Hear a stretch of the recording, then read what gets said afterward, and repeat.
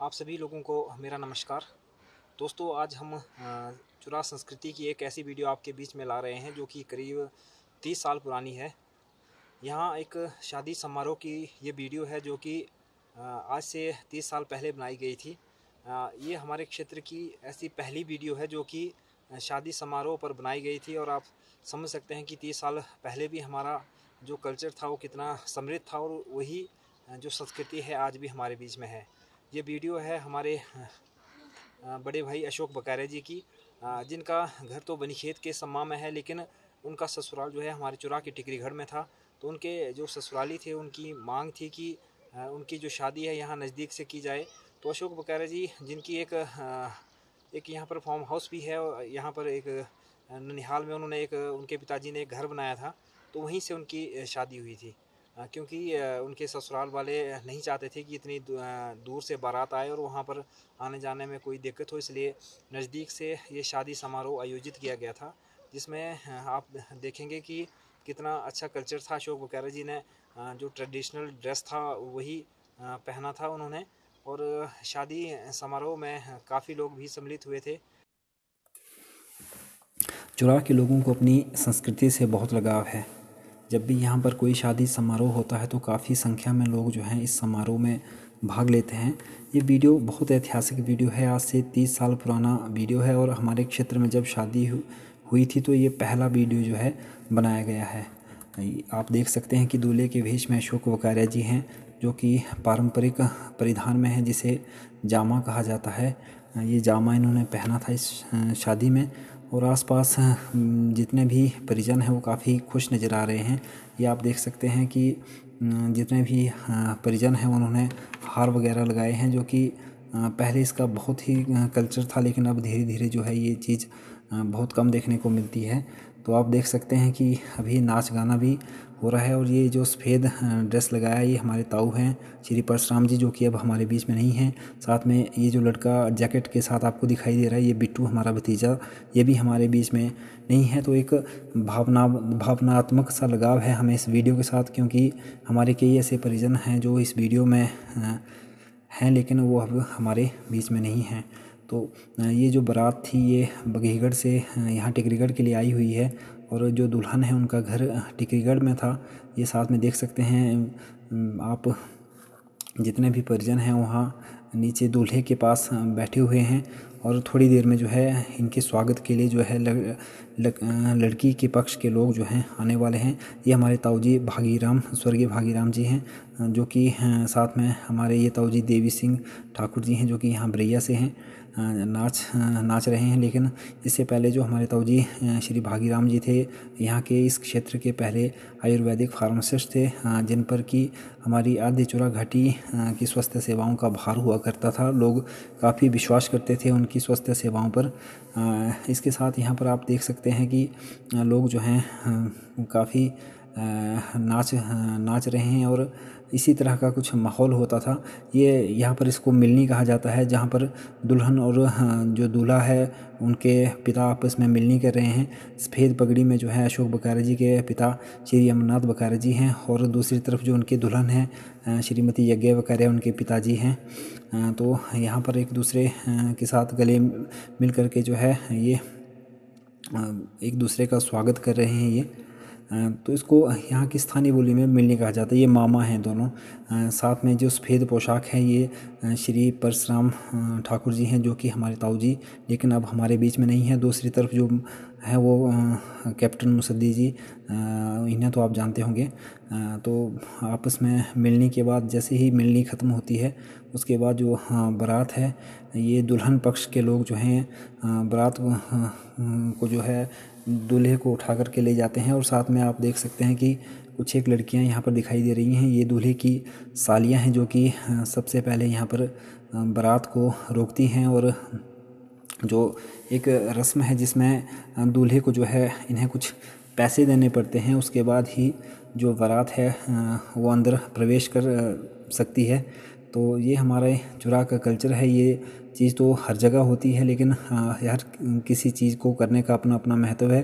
तो ये जैसे ही इन्हें दुल्हन को जो है उनके दूल्हे की जो जितनी भी सालियाँ हैं उनको पैसे देने के बाद उन्होंने रास्ता छोड़ दिया है।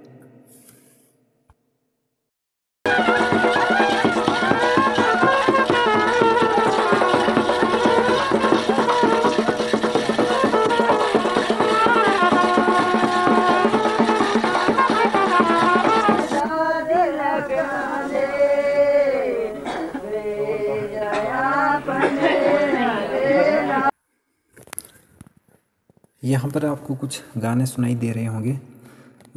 ये यहाँ की स्थानीय बोलियों में से गालियाँ कहा जाता है, जो कि विवाह के संदर्भ में ये गाने होते हैं।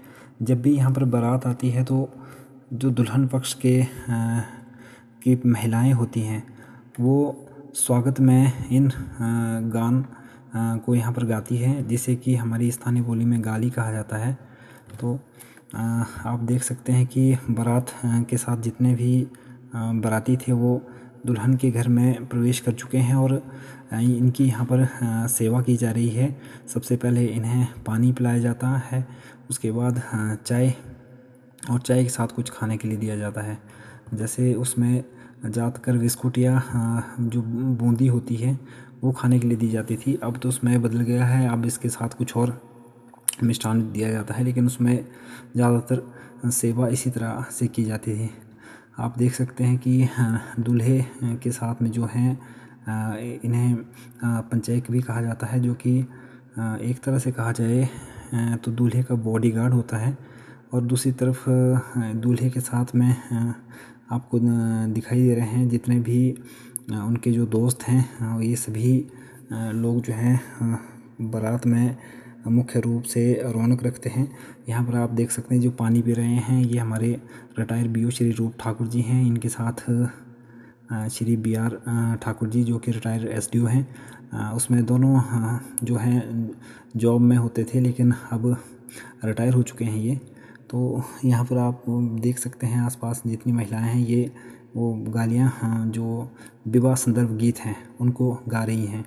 तो इसके साथ यहाँ पर आप जानते हैं कि उसमें DJ नहीं हुआ करते थे, कोई फिल्मी गाने नहीं चलते थे, इसलिए जो लोकल जितने भी लोग थे वो खुद ही गाना गाते थे। और जो म्यूजिक का साधन होता था वो ढोलकी वगैरह होती थी, जिसे खुद ही ये लोग बजाते थे और साथ में खुद ही गाने लगाते थे और खुद ही नाचते थे।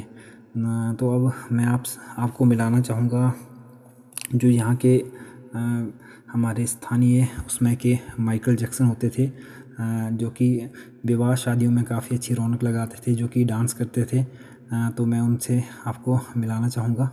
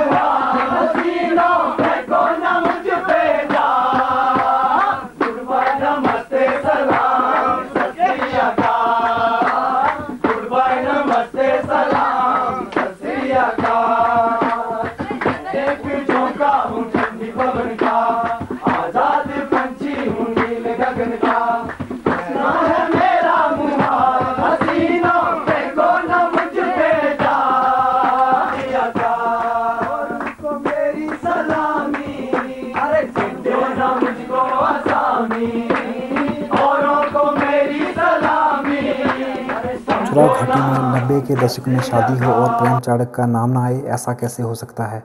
उसमें चुरा घाटी में जो भी शादी समारोह होता था वो हर महफिल की जान होते थे प्रेम चाड़क। मन लगा मेरी जिंदे, तेंदुए राजा घिपना और धानी धानी जैसी सुपरहिट कैसेट देने वाले प्रेम चाड़क जिस भी शादी समारोह में जाते थे हर किसी की आंखें उन्हें देखती रह जाती थी। आप देख सकते हैं कि यहाँ पर भी एक शादी समारोह में किस प्रकार वो गाना भी गा रहे हैं और डांस भी कर रहे हैं। आज वो बेशक हमारे बीच में नहीं है, लेकिन उनकी यादें आज भी हमारे बीच में हैं, जो हमेशा उन्हें हमारे दिल में ज़िंदा रखती हैं।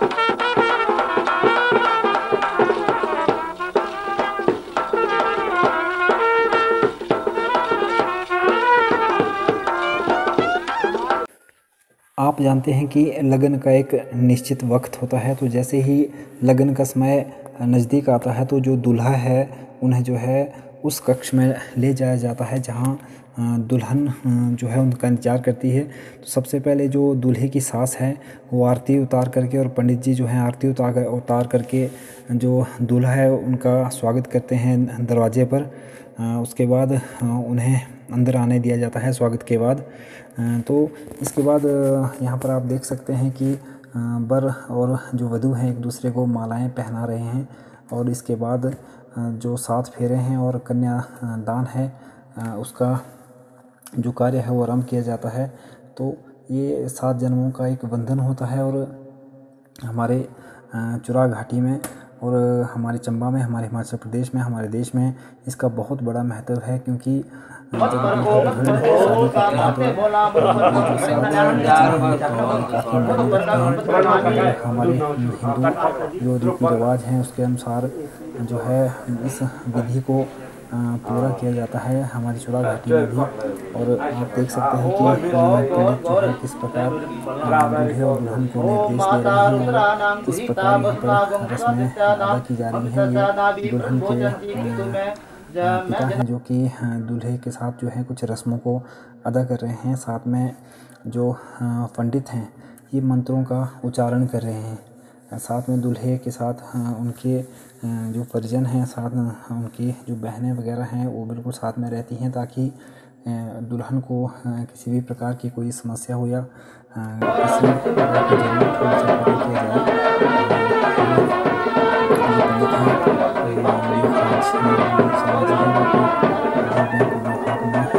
लगे हुए हैं। साथ में यहाँ पर अंदर जो दूल्हा और दुल्हन की शादी की रस्में निभाई जा रही हैं। अब आपको कुछ एक बैंड की आवाज़ सुनाई दे रही है। बाहर जो बैंड है ये लगा हुआ है, क्योंकि आपको मैंने बताया था उसमें डीजे वगैरह नहीं होते थे। तो जो बैंड और ढोल नगाड़े होते थे इसी को बजा करके जो है लोग अपना मनोरंजन करते थे। और ये आप देख सकते हैं कि ये 7 फेरे लिए जा रहे हैं। इन फेरों को लेने का जो एक विधि है अपने अपने तरीके से है। हमारे चुरा घाटी में इस तरह फेरे लिए जाते हैं और अन्य क्षेत्रों में जो है दूल्हा और दुल्हन बिल्कुल सीधे खड़े होकर के 7 फेरे लेते हैं। तो अपने अपने क्षेत्र की जो है अपनी अपनी रस्में होती हैं, अपने अपने रिवाज होते हैं।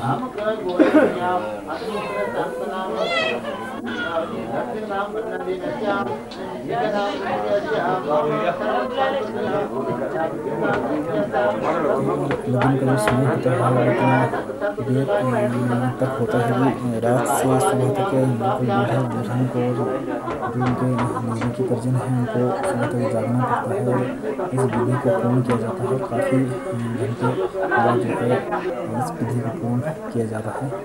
आप देख सकते हैं कि किस प्रकार पंडित जो है रस्मों को निभा रहे हैं।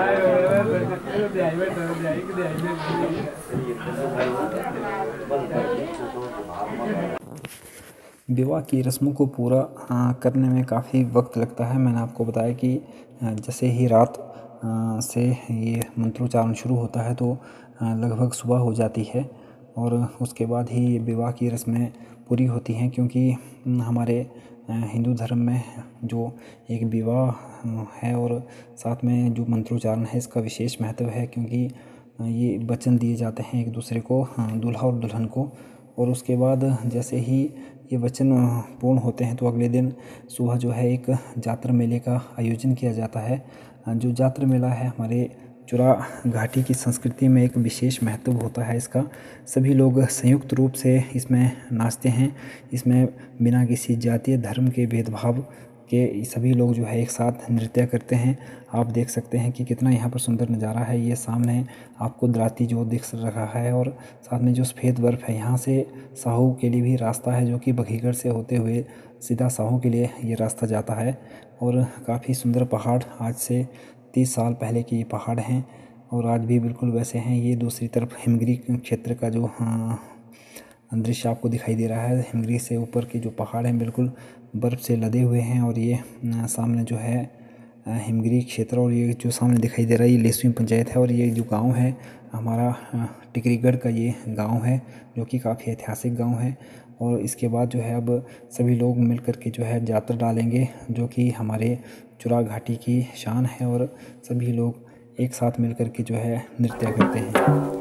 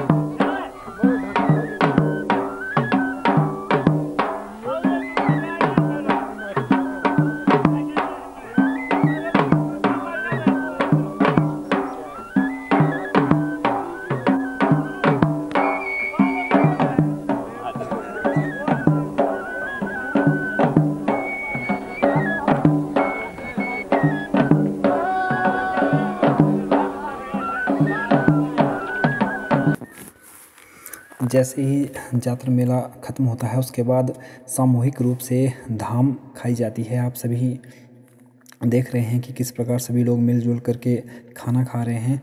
तो अंतिम जो धाम होती है शादी की, चाहे दूल्हे के पक्ष से हो चाहे दुल्हन के पक्ष से, वो मुख्य आकर्षण का केंद्र होती है। तो जब भी हमारे यहाँ शादी समारोह होता है तो सबसे पहले जो मद्रा है वह चंबेली मद्रा राजमा का वो दिया जाता है। उसके बाद 2 दालें होती हैं, जैसे माह की या मूंगी की दाल होती है।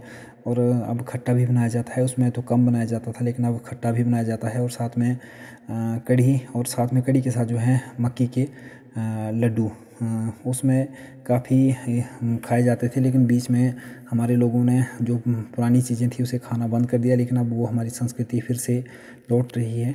आप देख सकते हैं कि किस प्रकार लोग गपशप में भी व्यस्त हैं और साथ में खाना भी खा रहे हैं। और कितनी संख्या में लोग जो है एकजुट होकर के यहाँ पर खाना खा रहे हैं। और अपनी अपनी बातों में, ये मेरे पापा हैं स्वर्गीय श्री हेमचंद राजपूत जी, जो कि आर्मी में थे, रिटायर फ़ौजी थे। और हमारे क्षेत्र में इस तरफ के पहले फ़ौजी थे जो कि भारतीय सेना में अपनी सेवाएं जिन्होंने दी, आज हमारे बीच में नहीं है ये। तो आप देख सकते हैं कि किस प्रकार यहाँ पर दूल्हे के पिता जो है धाम खा रहे हैं अपने सभी परिजनों के साथ, श्री अमरनाथ वगैरह जी, जो कि अभी भी 80 साल की उम्र में तंदुरुस्त हैं। और दूसरी तरफ ये मेरे पापा श्री हेमचंद राजपूत जी, जो कि वो भी धाम का लुत्फ़ ले रहे हैं और उनके साथ कुछ बातचीत भी कर रहे हैं। तो मैं आपको बताऊंगा कि जो हमारे यहाँ पर धाम होती थी सभी लोगों के लिए आकर्षण का केंद्र होता था और सभी लोग एकजुट होकर के और मिलजुल करके खाना खाते थे। ये दूसरी तरफ ये जितना भी आपको युवा लग रहे हैं, आज सभी लोग जो हैं 3-3 बच्चों के बाप हैं। और बाप क्या, कुछ तो इसमें से दादा भी बन गए हैं।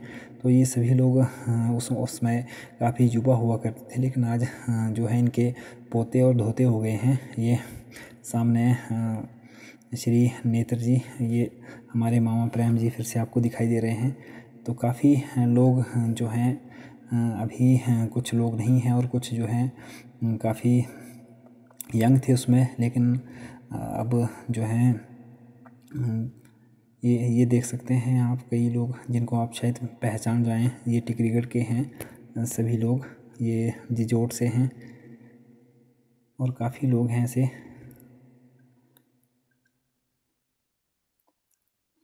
आप देख सकते हैं किस प्रकार सभी लोग पुरुष और स्त्रियाँ एक साथ मिल कर के खाना खाते थे। ये परंपरा आज भी हमारे चुरा घाटी में है। ये हमारे ज्ञानचंद वर्मा मामा जी जो भी उठे थे थोड़ी देर पहले,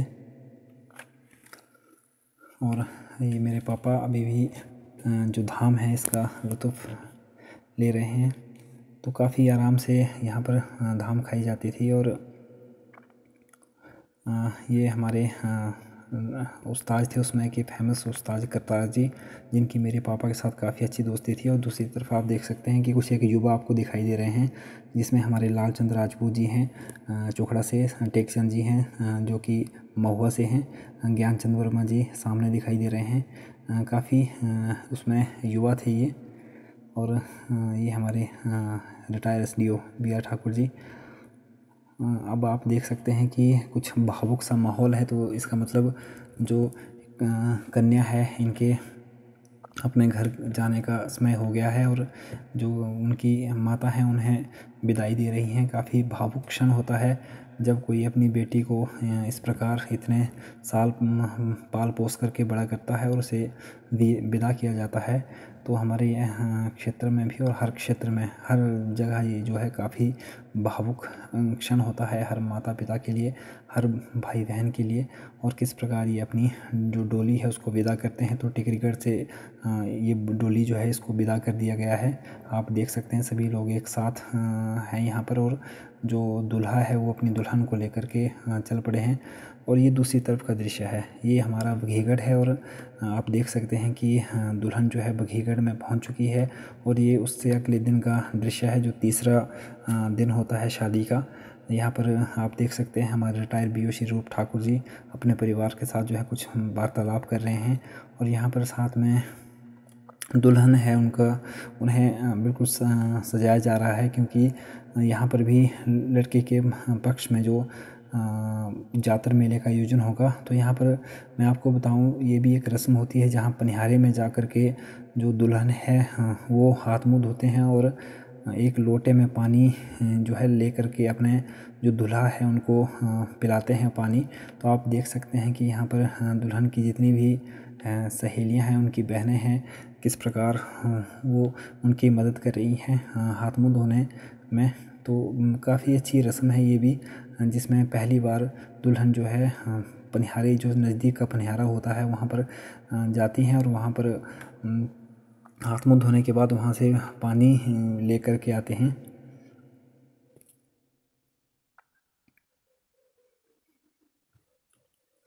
और काफ़ी लोग जो हैं उनके साथ होते हैं, उसमें दुल्हन जो भी जाती हैं तो वो उनके साथ में काफ़ी लोग होते हैं जो कि इस रस्म में उनके साथ भागीदारी निभाते हैं। ये आप देख सकते हैं कि लाल जोड़े में दुल्हन के साथ जो है उनके सास हैं, जो कि हमारे बुआ जी हैं। स्वर्गीय बुआ जी आज हमारे बीच में नहीं हैं, लेकिन उनकी स्मृतियाँ देखिए आज भी हमारे बीच में जिंदा हैं।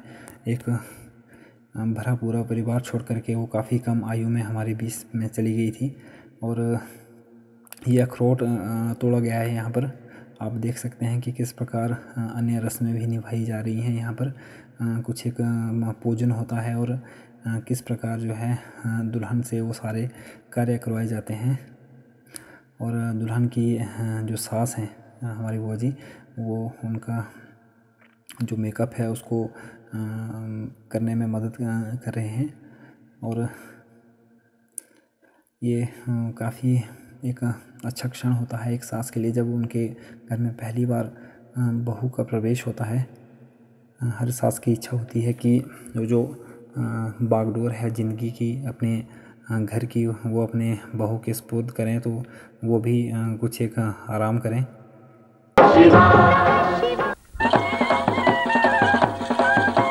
आप देख सकते हैं कि किस प्रकार नाच गाना हो रहा है। और हमारी बुआ जी जो कि दुल्हन के सास और दूल्हे की मम्मी है, वो भी थोड़ी देर नाचे थे। और बाकी जितने भी परिजन हैं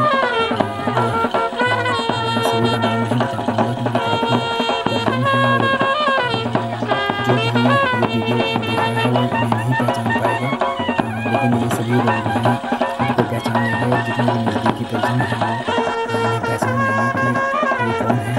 इसको मैं आपको बताऊँगी, काफ़ी इनमें से कई ऐसे हैं जो कि काफ़ी बड़ी काम कर रहे हैं। और इसमें से जो छोटे छोटे बच्चे हैं बच्चों वाले हो गए हैं, और जो उसमें बच्चों वाले थे वो ज़्यादा बनाने लग रहे हैं।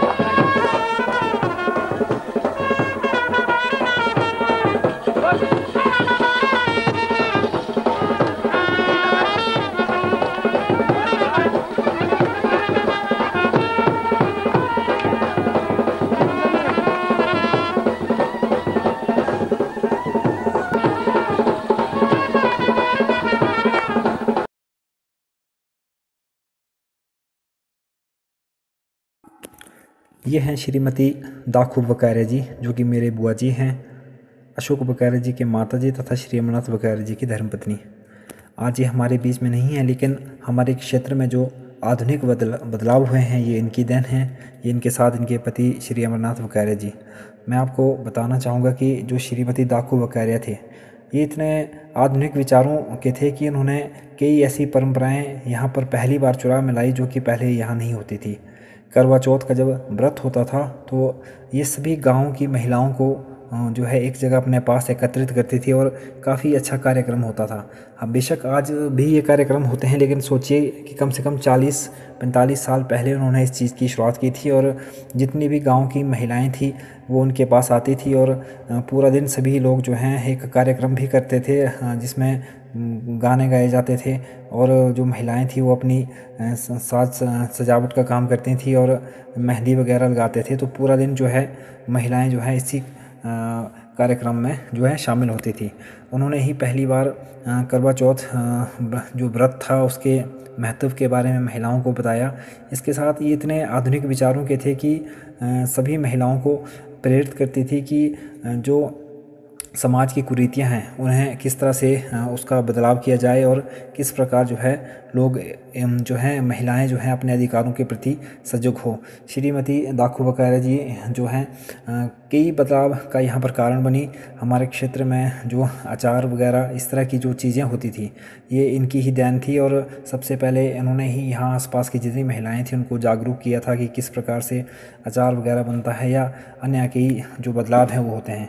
ये सामने जो दिखाया जा रहा है ये इनका बगीचा है और इस बगीचे को लगाने में श्री अमरनाथ बकारे जी और इनका दोनों का काफ़ी बहुत बड़ा योगदान है। इन्होंने ही कम से कम 1970 से भी पहले ये बगीचा लगाया था, जिसको कि 50 साल हो गए हैं। इनके दामाद हैं साथ में श्री BR ठाकुर जी।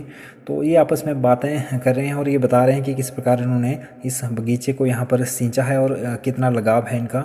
आप खुद सुन लीजिए कि ये आपस में क्या बात कर रहे हैं और इनकी इन पेड़ों के साथ क्या अटैचमेंट थी। टाइम ऑफ द रिटायरमेंट है नवंबर 31 नवंबर 1995 को मेरी रिटायरमेंट है। उसके बाद मेरा यही अपना प्रोफेशन होगा।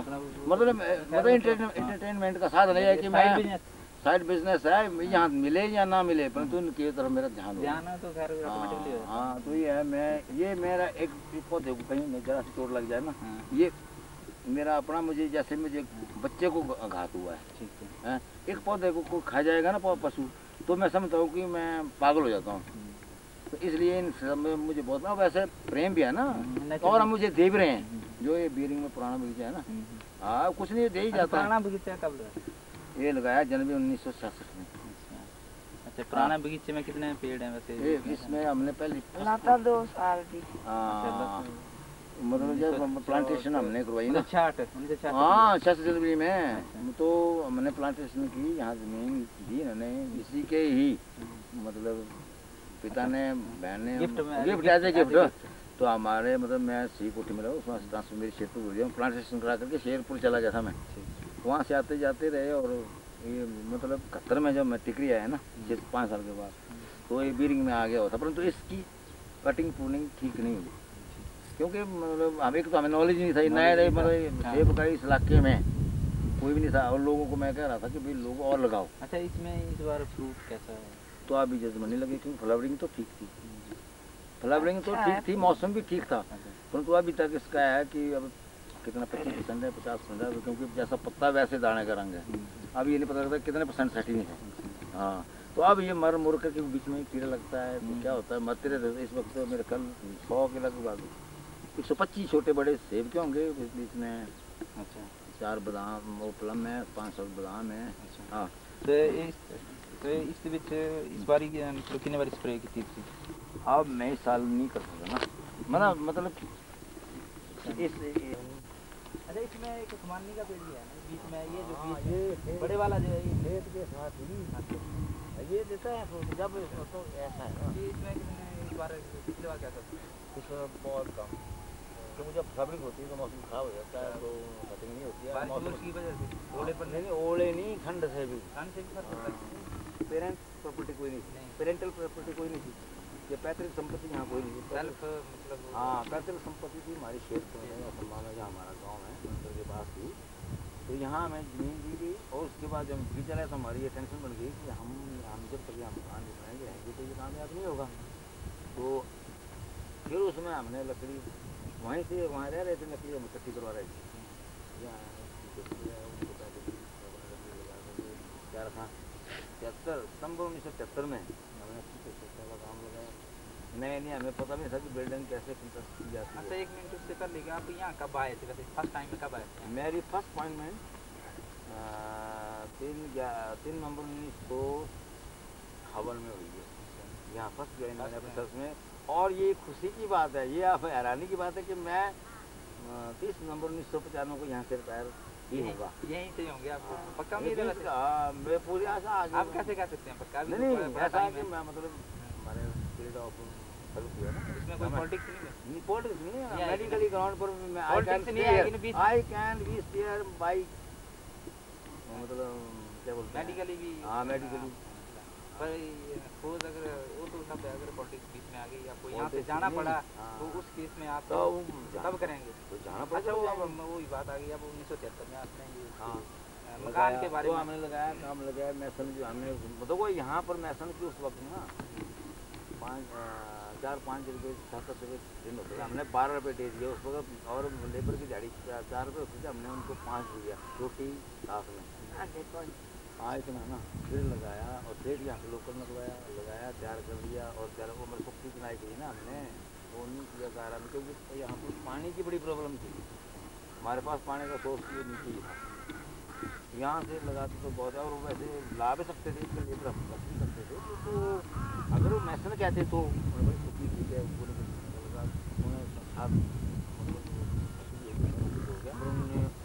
जनवरी 1973 में जो है गिर गई टीचर की पेट में होती है। और एक मतलब एक ही आदमी को मारे ना, तो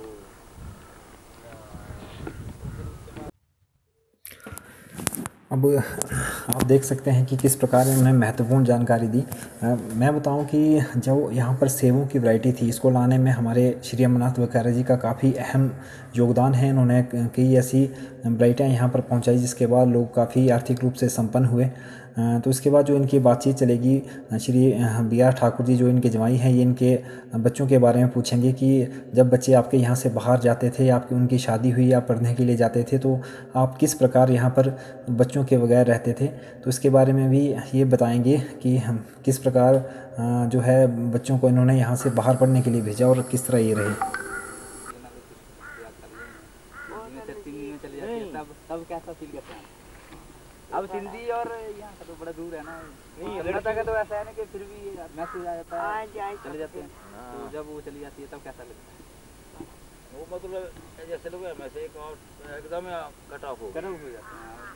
अच्छा, जैसे अब अच्छा लड़की के बारे में, अच्छा अशोक था, अशोक कांगड़ा में था, अब तो खैर गया, कांगड़ा में था, तब आपका दिन कैसे करता? जब घर से जाते हैं बस में जाएगा कैसे होता था? फीलिंग 4 दिन तक तो मैं खाना नहीं इतना बुरा लगा। फिर एक तो फिर बात बड़ी यार, एक ही लड़का हाँ नेचुरली, और पढ़ना भी जरूरी है। फिर याद तो ही गई। अच्छा, बाद से 3 से बदली है कि ये तो नॉर्मल है, तो होना ही ऐसा तो मैच्योर हो गया ना, मैच्योर हो गया तो फिर तो खुद भी नहीं मानता था। फिर पैसा हमने कहेंगे फिर रात को नहीं जाना यार, ऐसे नहीं पढ़ना, कहीं मार देगा, क्योंकि माँ बाप का हमेशा दिल पाप में रहता है। छोटी एक ही लड़का लाता भी शुरू इतना बुरा लगता था। मैं खाना खाने भी यार सोने भी फिर यहाँ शौक आई गया कुमारी। अच्छा, कुमारी 2 साल कुमारी, 2 साल के बाद फिर फिर उसके बाद तू ही आई ये रिंकू। हाँ, रिंकू का भी है। 5 साल तक इतने पढ़ी अपने। अच्छा, अब इंदू के बारे में क्या विचार है आपका? इंदू के बारे में नहीं, हमारे बस की बात ये नहीं, हम अपनी कोशिश है। हाँ ये है कि हम उसको भी ट्राई देंगे कि वो नवोदय में अपना बना ले, नहीं बनेगी तो स्कूल में पढ़ेगी। मतलब कोशिश रहेगी, मतलब लड़कियों की यहाँ पर एजुकेशन के लिए इतनी प्रॉब्लम है कि मतलब कोई है ही नहीं, यहाँ की लड़कियाँ पढ़ नहीं सकती, अगर जाएंगी बाहर तो मतलब उनका कैरियर जो मतलब सेफ नहीं है। आपने स्ट्रगल किया। हाँ, स्ट्रगल मैंने नहीं किया, से पता लग रहा है बच्चों के लिए। मैंने नहीं किया, उस ईश्वर की देन है किया है। और उससे ये लगता है कि आपके वाकई जो मैंने सोचा उसकी कृपा इतनी रही, जो मैंने सोचा वो हो ही गया। आपकी और जारी है। मैं तो कम कार्य करी थकी कोई बात नहीं, अभी तो बहु आ गई है, अब तो कोई प्रॉब्लम नहीं है। चलो आने वाले टाइम कितना अच्छा और इम्प्रूव। हाँ ठीक है, वो ट्राई मतलब आदमी को कोशिश जारी रखनी चाहिए। हाँ बस वो बड़ी तो वही है जो कर रहा है वो ठीक है।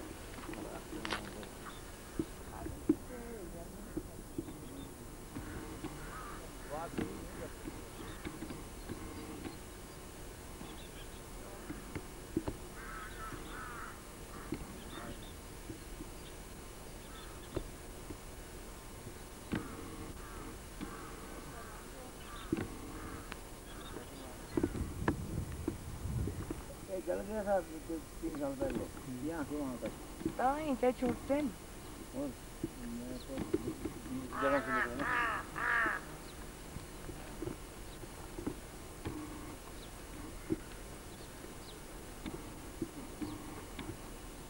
ना। ये हमारे क्षेत्र की एक ऐतिहासिक वीडियो ही कहेंगे, क्योंकि उसमें यहाँ पर उतना ज़्यादा टीवी नहीं होते थे, लेकिन उसके बावजूद भी उन्होंने वीडियोग्राफी का जो है इंतज़ाम कराया था, और उनके शादी की जो वीडियो बनी थी और हम लोगों के बीच में ये वीडियो है। और मैं मानता हूँ कि एक प्रकार की ये ऐतिहासिक धरोहर है, क्योंकि उस वीडियो के साथ कुछ एक हमारी इमोशनल अटैचमेंट भी है। उस वीडियो में कई ऐसे लोग हैं जो अब हमारे बीच में नहीं हैं। मेरे पापा थे, मेरे ताऊजी थे, मेरी बुआ जी, और भी कई ऐसे हमारे रिश्तेदार जो अब इस दुनिया में नहीं हैं, लेकिन उस वीडियो में आज भी हमारे बीच में है वो। तो इसीलिए एक प्रयास किया था मैंने उस वीडियो को एडिट करके आप लोगों के समक्ष लाने का, कि आप लोग भी देखें। आज कई वर्षों के बाद भी ये बगीचा वैसा ही हरा भरा है, क्योंकि अमरनाथ जी के बेटे अशोक बकारिया और उनके जो पोते हैं उनके द्वारा बिल्कुल ये अपनी संपत्ति जो है सहेज करके रखी गई है। तो मैं इस वीडियो के माध्यम से उन सभी अपने बुज़ुर्गों को भी श्रद्धांजलि देता हूं जो हमारे बीच में नहीं हैं, और मेरा यही प्रयास था कि ये वीडियो ऐतिहासिक है, इसलिए इसे हमेशा सहेज कर रखना चाहिए, क्योंकि भविष्य में ज़रूर हमारी आने वाली पीढ़ी जो है इस वीडियो को देखेगी।